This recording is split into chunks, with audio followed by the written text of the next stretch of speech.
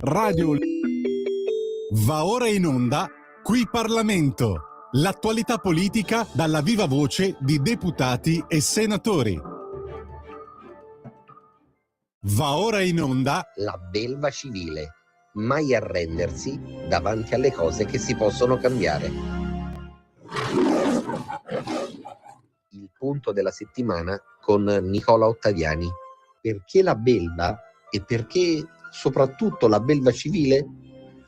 Perché ogni cittadino davanti alle ingiustizie, davanti alla politica intesa come vecchia maniera, davanti all'insicurezza, davanti alla richiesta di servizi dello Stato o davanti ad una tassazione iniqua, si sente davvero una belva. E allora la reazione quale dovrebbe essere? Quella di occupare le strade, le autostrade o le stazioni o incendiare le autovetture delle forze dell'ordine come vorrebbe fare una certa sinistra per paralizzare il paese, per portarlo magari nel caos? Assolutamente no. La reazione, quella composta, quella sana e soprattutto intelligente, ma anche ferma e qualificata, è quella di portare avanti le riforme nel nostro paese e nelle nostre istituzioni. Vediamo come.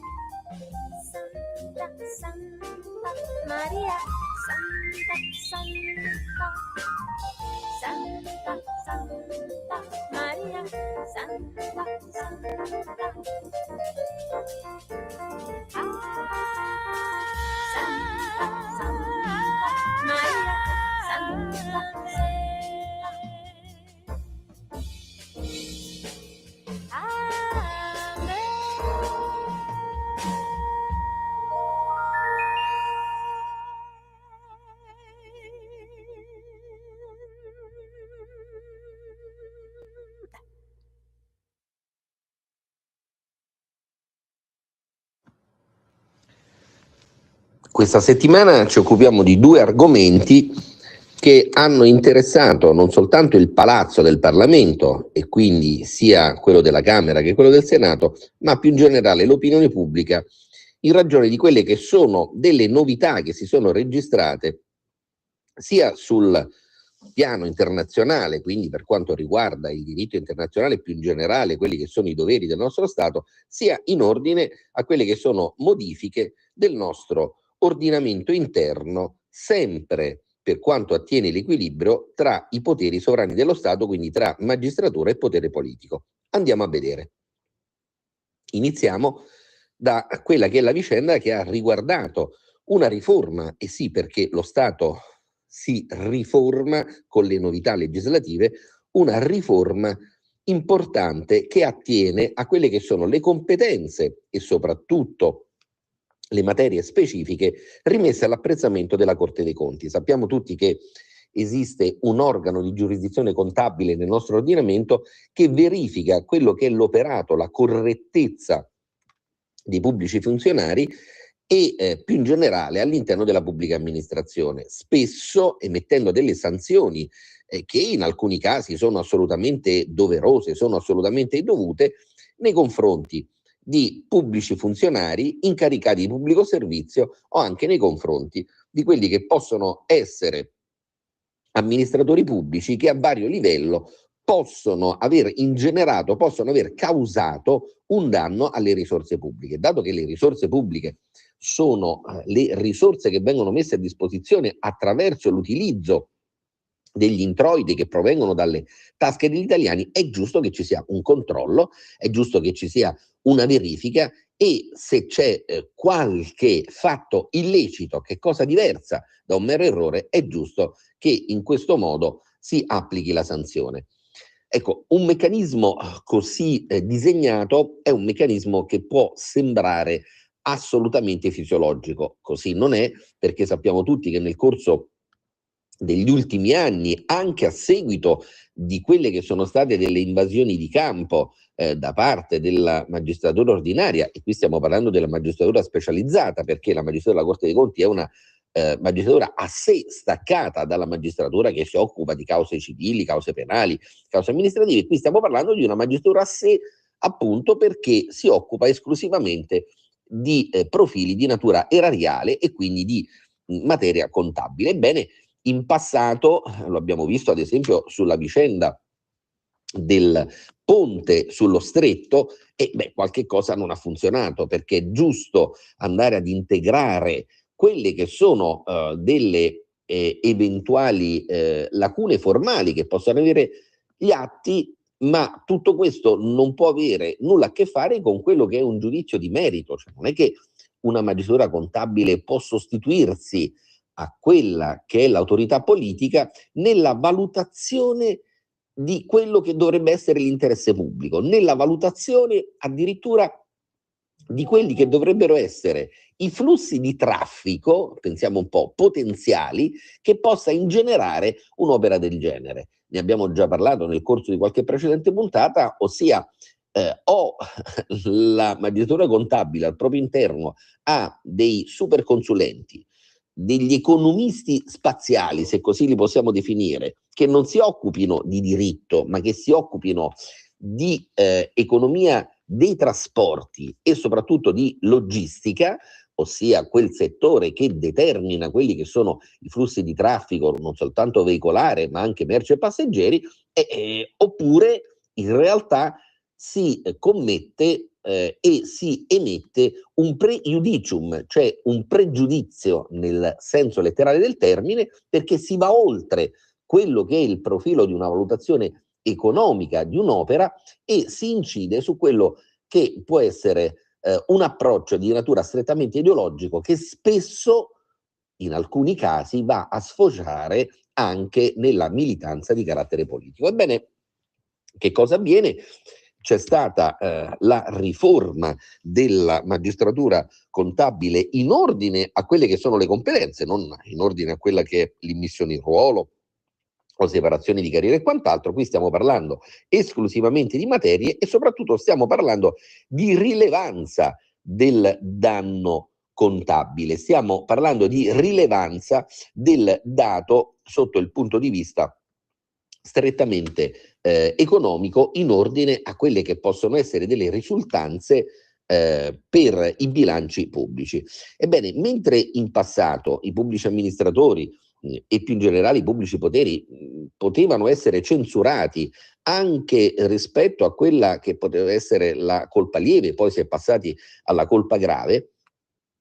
Adesso, per evitare che ci sia la cosiddetta paura della firma, ma la paura non solo della firma, la paura anche del comportamento sotto il punto di vista amministrativo, ebbene, è stata ristretta la possibilità di intervento da parte della magistratura contabile, e questa è la grande novità legislativa, ai soli casi di dolo o di inescusabili condotte omissive, escludendo quindi le contestazioni per colpa grave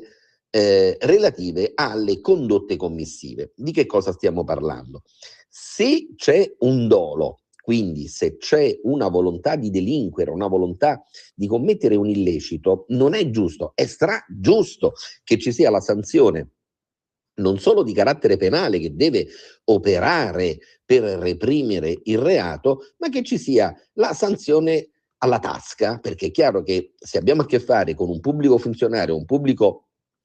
amministratore, un dipendente, comunque un soggetto che amministra in qualche modo quello che è il profilo del munus publicum, e questo soggetto commetta un reato, è giusto che lo Stato reagisca, è giusto che l'erario recuperi quello che è il danno che è stato commesso e che venga redistribuito sostanzialmente all'interno della collettività quello che è il profilo della sofferenza di carattere economico patrimoniale patita da parte dello Stato, da parte della provincia, da parte della comune, da parte quindi dell'ente pubblico di riferimento che in qualche modo deve avere il ristoro per il maltolto. E questo è il caso del dolo. Poi abbiamo il caso della inescusabile condotta omissiva, cioè quindi se siamo davanti a quello che è il titolare dell'impianto per la distribuzione del gas pubblico o per quanto riguarda il gestore, questo avviene soprattutto nei comuni di provincia, il gestore delle risorse idriche attraverso un'azienda municipalizzata, e con molta nonchalance, possiamo dire con grande menefreghismo, si voltino dall'altra parte, attendendo che magari arrivino le strade di soccorso per chiudere quelle che sono le condotte che magari disperdono o nell'aria il gas o per strada l'acqua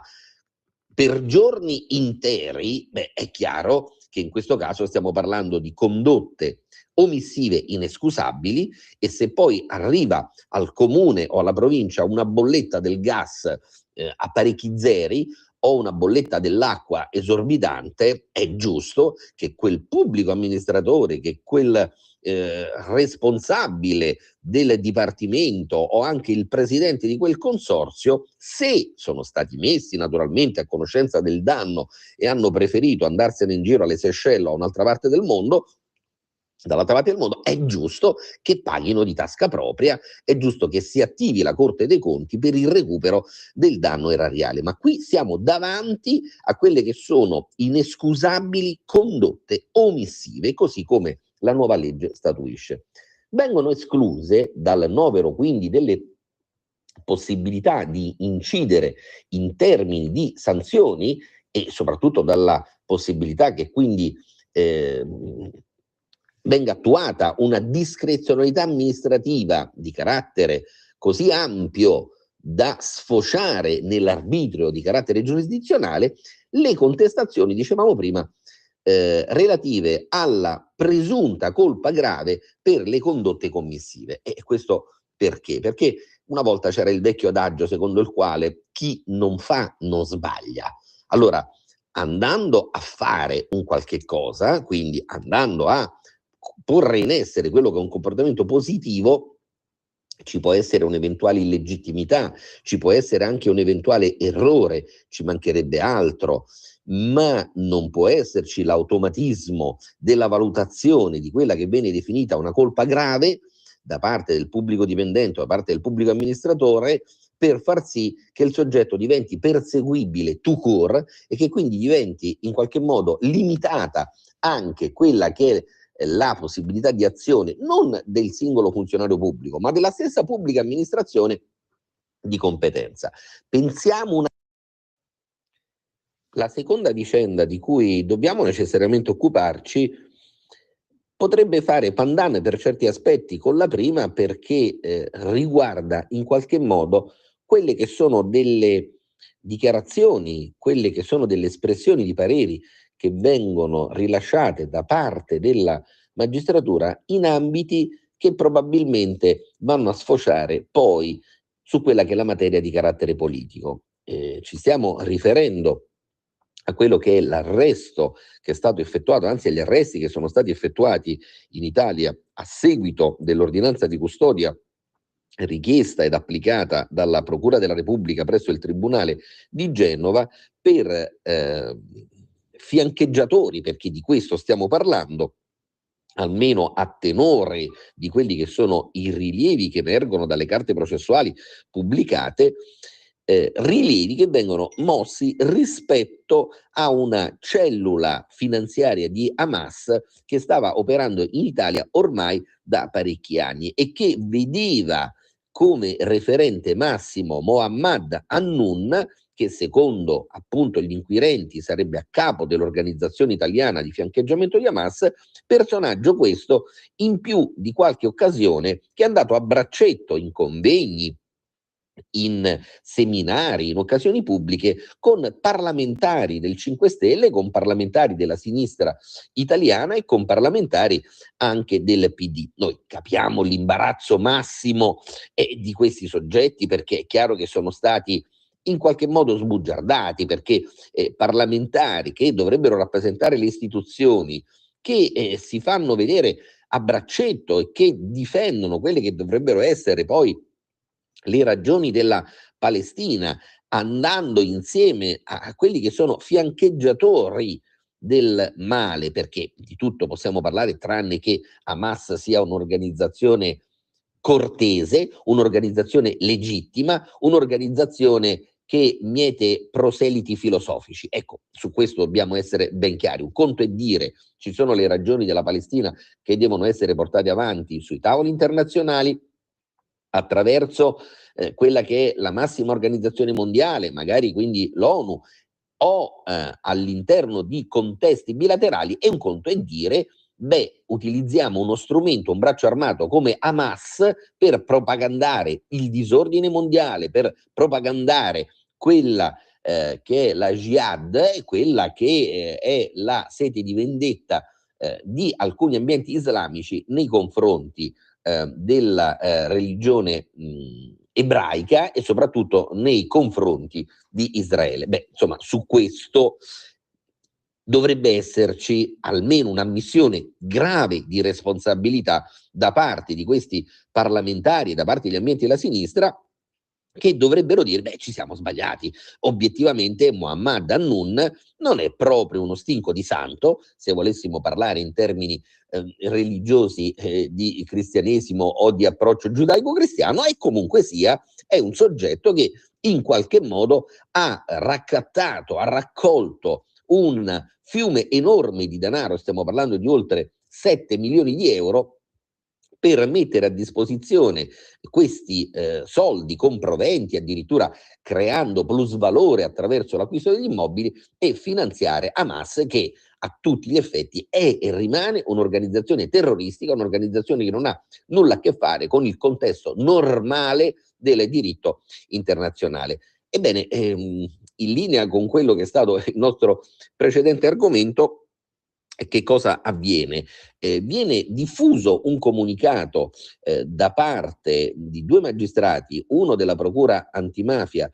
nazionale, della Direzione Distrettuale Antimafia nazionale, e un altro magistrato, sempre della Procura di Genova, dove sostanzialmente si sottolinea la bontà dell'indagine, ci mancherebbe altro perché stiamo parlando sempre di magistrati inquirenti,